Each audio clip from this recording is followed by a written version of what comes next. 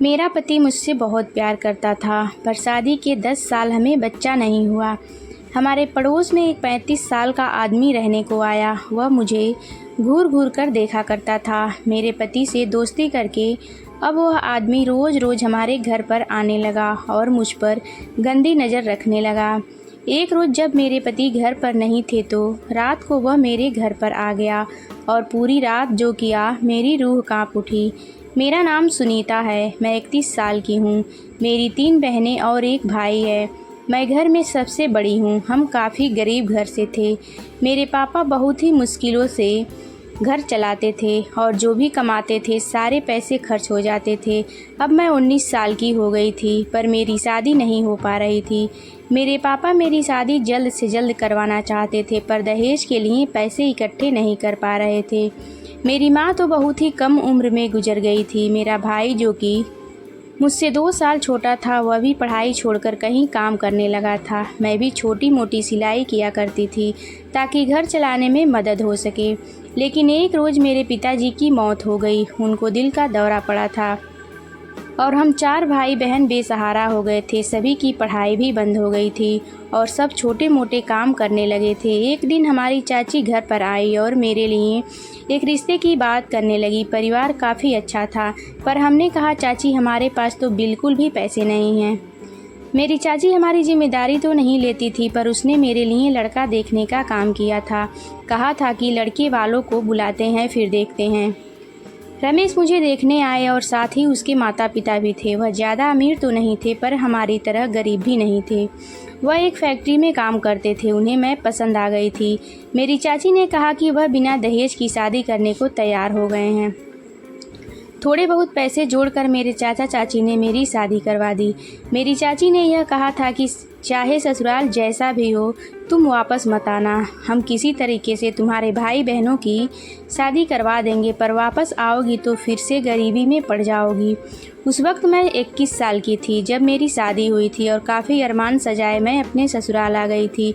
सुहागरात को जब मेरे पति कमरे में आए तो मुझे बहुत प्यार से बातें करने लगे थे और मेरे बारे में सब कुछ पूछने लगे थे। मैं काफ़ी घबरा रही थी, पर उन्होंने मेरे साथ कुछ भी ऐसा वैसा नहीं किया और मुझसे दोस्ती करना चाहते थे। वक्त के साथ साथ मैं उन्हें अपने दिल की सारी बातें बता दी थी और वह भी मुझे अपने दिल की सारी बातें बताते थे और हमें एक दूसरे से प्यार हो गया था। मैं बहुत खुश थी कि मुझे इतना अच्छा जीवन साथी मिला है। मुझे अपनी चाची का कहना याद आता था कि तुम ससुराल छोड़कर वापस मत आना। मैं सोचने लगती थी कि इतने अच्छे इंसान को छोड़कर मैं कभी भी नहीं आऊँगी। हमारी शादी को 9 साल हो गए थे। अब मेरे सास ससुर मुझ पर बच्चा देने का दबाव डालने लगे थे। हम भी काफ़ी कोशिश कर रहे थे, पर मुझे बच्चा नहीं हो पा रहा था। अब मुझे ससुराल में ताने सुनने को मिलते थे।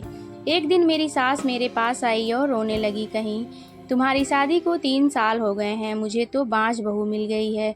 उधर मेरे देवर के लिए भी लड़की ढूंढने लगे थे और फिर एक लड़की उन्हें पसंद आ गई थी। मेरे देवर की शादी माला से कर दी थी और 1 साल गुजरते गुजरते माला गर्भवती हो गई। फिर क्या था, सगे संबंधी रिश्तेदार अब मुझे ताना दिया करते थे, पर हमें बच्चा नहीं हो पा रहा था। जब मेरे देवर को बच्चा हुआ तो लोग मेरी परछाई भी उस पर नहीं पड़ने देते थे। आस पड़ोस में कोई भी शुभ काम होता तो मुझे कोई नहीं बुलाता था। लोग कहते थे, यह तो बांझ है, इसकी परछाई भी शुभ काम के समय नहीं पड़नी चाहिए। मेरी देवरानी अपने बच्चों को मुझे छूने तक नहीं देती थी और छोटी होने के बावजूद भी मुझे बातें सुनाने का मौका नहीं छोड़ती थी।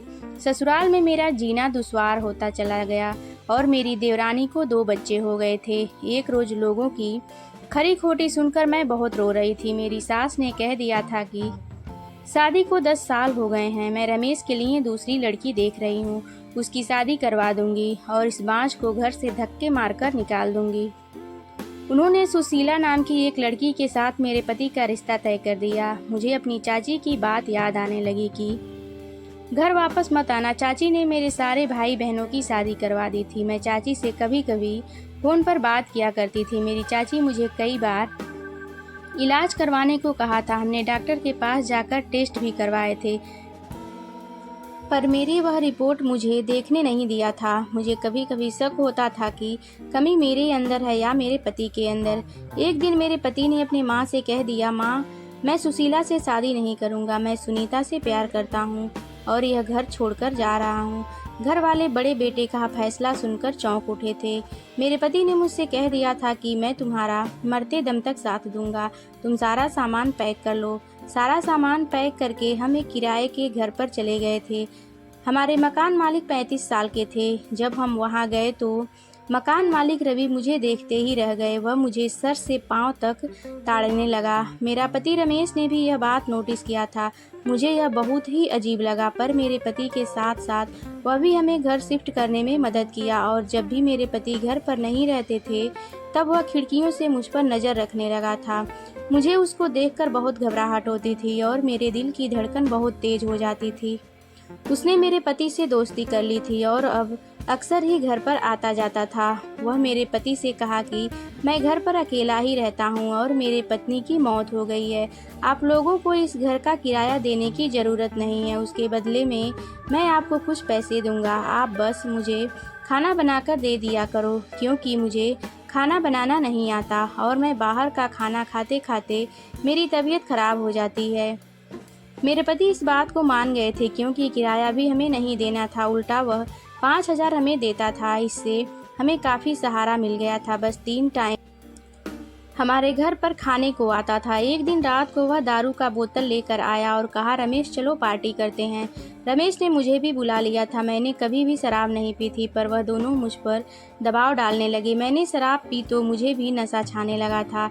इस नशे में वह मुझे हाथ लगाने लगा। रवि का टच मुझे अच्छा लगने लगा था। फिर मेरे पति ने कहा, चलो तीनों मिलकर डांस करते हैं। मैं 10 साल से दुख सह रही थी, खुशी का पल एंजॉय करना चाहती थी। हम तीनों मिलकर डांस करने लगे थे और रवि मुझे टच करने लगा था। मेरे पति ने कुछ नहीं कहा। ऐसा लगा कि वह भी एंजॉय कर रहे हैं। एक दिन मेरे पति घर पर नहीं थे। रवि घर पर खाने को आ गए थे। उन्होंने कहा, भाभी जी आप कमाल की खूबसूरत हो, आप जैसी ऐसी औरत तो किस्मत से ही मिलती हैं। रमेश बहुत लकी है जो आप मिली हैं। यह सुनकर मेरे चेहरे पर एक उदासी छा गई। मैंने कहा, 10 साल हो गए हैं, मुझे बच्चा नहीं हुआ। मैंने कितने दुख सहे हैं, मैं आपको बता नहीं सकती। रवि ने तभी मेरा हाथ पकड़ लिया। मैं काफ़ी घबरा गई थी और उसने एक ऐसी बात कही जिसे सुनकर मेरे सिर पर मानो आसमान टूट पड़ा। उसने कहा, आप चाहो तो मैं कोशिश कर सकता हूँ कि बात से मैं काफ़ी घबरा गई थी और उसे कोई जवाब नहीं दिया था। वह खाना खाकर मेरी तरफ बहुत प्यार भरी नज़रों से देखने लगा था। उसके बाद वह काम के लिए चला गया। रवि हमारे परिवार का हिस्सा बन चुका था।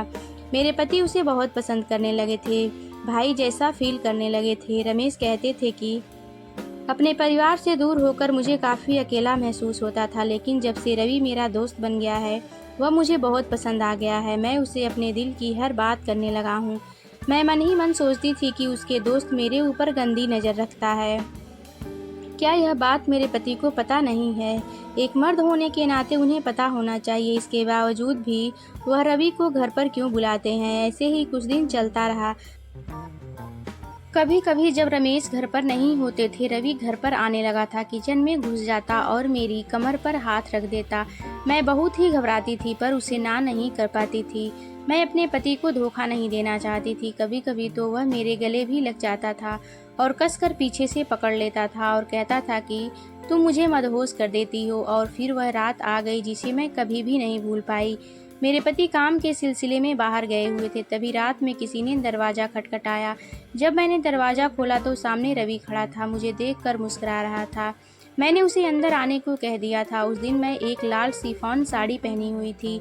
मेरे पूरे शरीर में हलचल मच चुकी थी। उसकी आंखों से समझ में आ गया था कि वह कोई मामूली रात नहीं होने वाली है।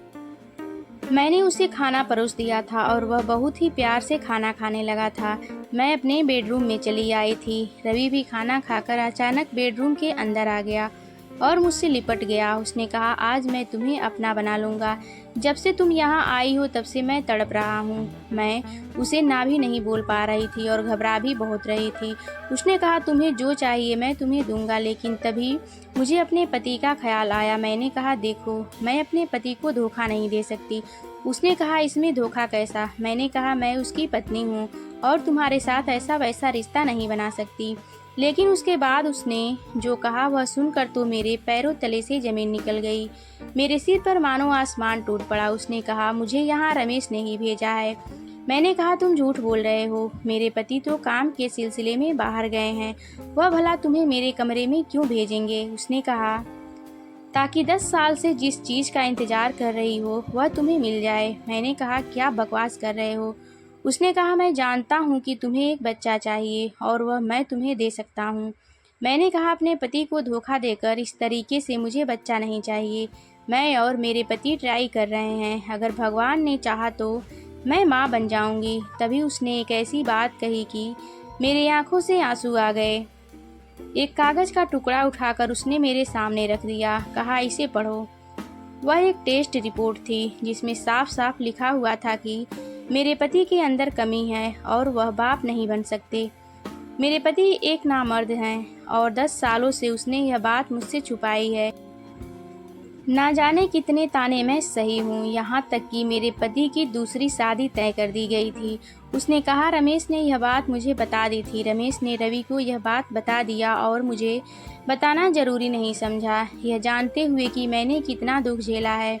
मैंने रवि से कहा, देखो, तुम अभी कमरे से चले जाओ, मैं इस बारे में पहले अपने पति से बात करूँगी। रवि उस रात चला गया था क्योंकि मैं अकेली रहना चाहती थी। सालों के बाद मेरे पति की सच्चाई मेरे सामने आ चुकी थी।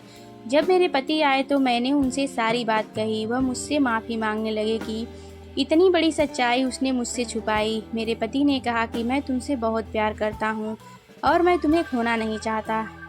मैं नहीं चाहता था कि मेरी इस कमी की वजह से तुम मुझे छोड़ दो। तुम्हारे बिना मैं नहीं जी सकता, पर मैं चाहता हूँ कि तुम दुनिया को जवाब दो। जिन लोगों ने भी तुम्हें बाँझ कहा, जिन लोगों ने तुम्हें शुभ काम में नहीं बुलाया, इसलिए मैं रवि को तुम्हारे पास भेजा था। रवि तुम्हें चाहता है और हम तीनों मिलकर एक परिवार बन सकते हैं। मेरी आंखों में आंसू आ गए थे। यह बात मान लेना मेरे लिए मुश्किल था, लेकिन अब मेरे पति और रवि मिलकर मुझे मनाने लगे थे। वह चाहते थे कि मैं समाज को जवाब दूं, लेकिन 3-3 लोग मिलकर एक परिवार, यह कैसे संभव है?